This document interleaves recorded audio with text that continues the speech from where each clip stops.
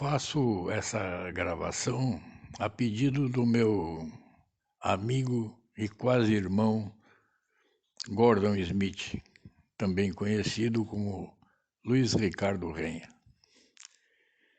Na verdade, vou fazer um pequeno relato do meu início na carreira esportiva, quando eu comecei na praia final dos anos 50, começo dos anos 60, onde o futebol de areia era muito desenvolvido e tínhamos ótimos jogadores. E quando a calçada da praia ainda não era duplicada, e a praia se estendia por uma longa extensão. Os jogos ficavam todos lotados, fazia-se um quadrado na volta do campo, de tantos bons elementos, o espetáculo era bom, muito bom. Daí saíram alguns companheiros que começaram também a jogar nos clubes profissionais de campo, como o Renato, que foi goleiro do Lá Vai Bola, um time da areia, que foi para o Flamengo, no juvenil do Flamengo, junto comigo, no mesmo ano de 65. E o Lula, que foi ponta esquerda do Botafogo durante alguns anos. Naquela época, os times eram de uma qualidade superior, os jogos de juvenis lotavam os estádios. Mais tarde, os aspirantes também, e depois os profissionais. Eu e o Renato tínhamos começado na praia, depois,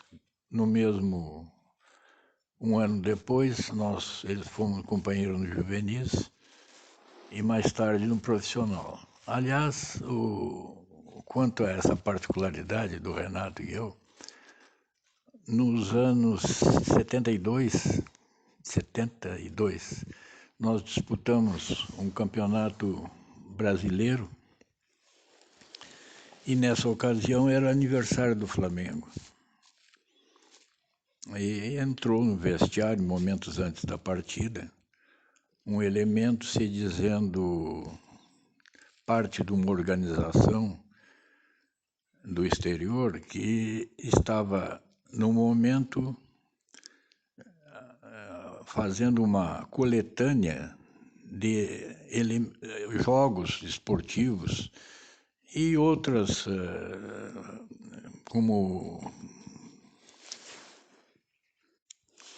basquete, vôlei, natação, etc. E nos avisou que aquilo era de extrema importância porque aquele evento seria gravado e colocado numa urna que seria aberto somente 50 anos depois. Aquilo nos deixou muito intrigados e uma expectativa muito grande, porque nunca tínhamos pensado que aquilo poderia acontecer. Entramos em campo e foi um jogo impressionante. Nós tocamos 6-0 no Flamengo. E o pobre do Renato, que poucas oportunidades teve de defender, saiu muito chateado. Poucas vezes eu vi o Renato depois. Eu soube que ele tinha ido para o Atlético Mineiro. São particularidades do começo de uma carreira que foi brilhante. Depois desses começos nos juvenis, aspirantes e profissionais, eu comecei a observar algumas modificações através dos anos nos treinamentos físicos e técnicos dos clubes profissionais.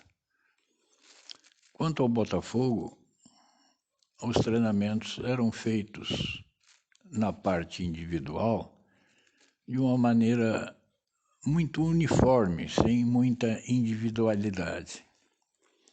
O que, na verdade, mais tarde se constatou que era uma deficiência, porque cada elemento tinha uma necessidade de treinamento. Na verdade, na Europa, que o futebol era completamente diferente do nosso, uma vez que aqui se primava pela qualidade e lá eles tinham uma maneira de jogar de velocidades e a técnica era completamente diferente. Isso se constatou particularmente na época de 70, na Copa do Mundo, onde os espaços apareciam com maior frequência do que a parte técnica. E quanto aos treinamentos específicos de goleiro, eu passei a ter, em seguida da Copa do Mundo, um treinamento junto com o Adalberto, que foi o goleiro que antecedeu o Manga nos anos 50. Na verdade, ele tinha uma intenção muito boa, porque ele foi goleiro, tinha a sua experiência. Agora, os treinamentos eram basicamente os mesmos, diariamente,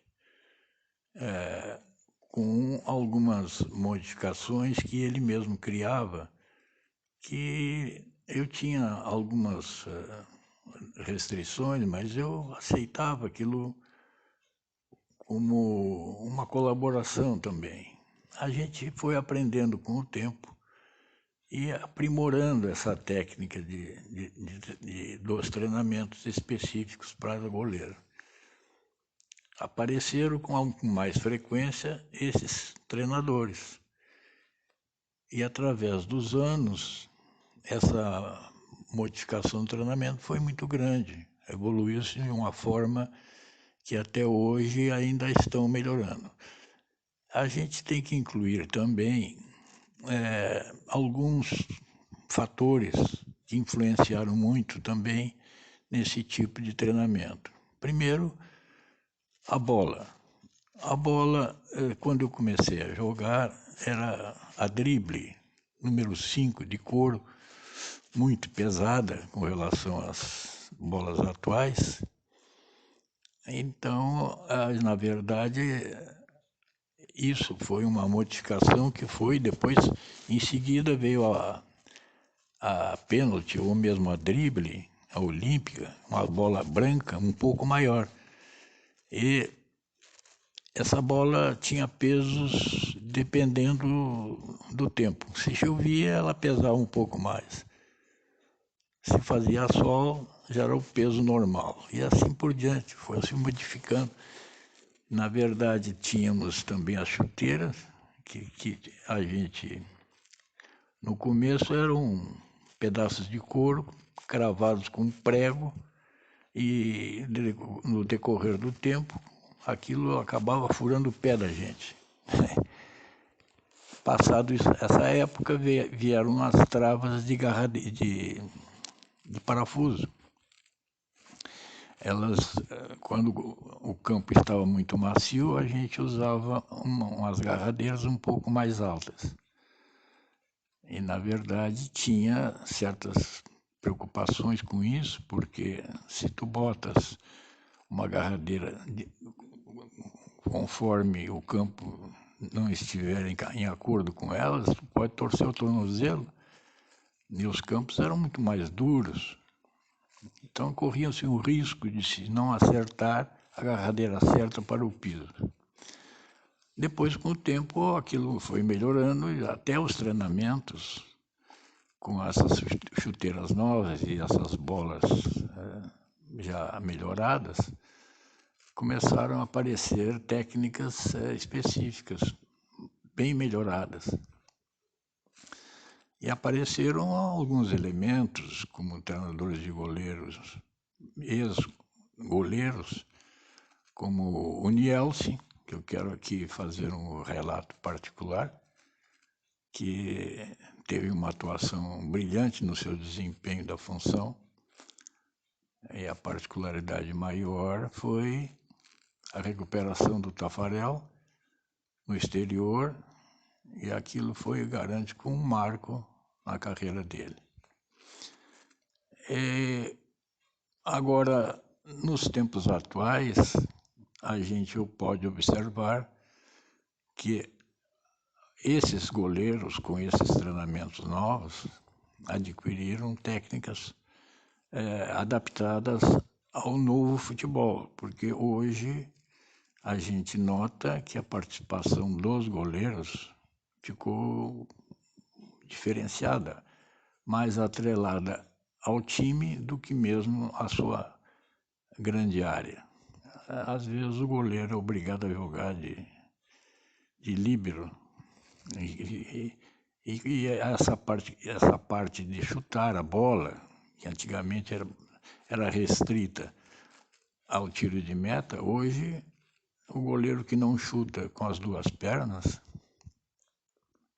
ele tem uma dificuldade, porque ele é muito acionado. São coisas que a gente foi, através dos anos, precisando aprimorar. Hoje tem esse detalhe que a gente observa da participação do goleiro com maior intensidade no decorrer da partida. Eu espero que, daqui para frente, esses treinadores de goleiros observem mais essas necessidades e adaptem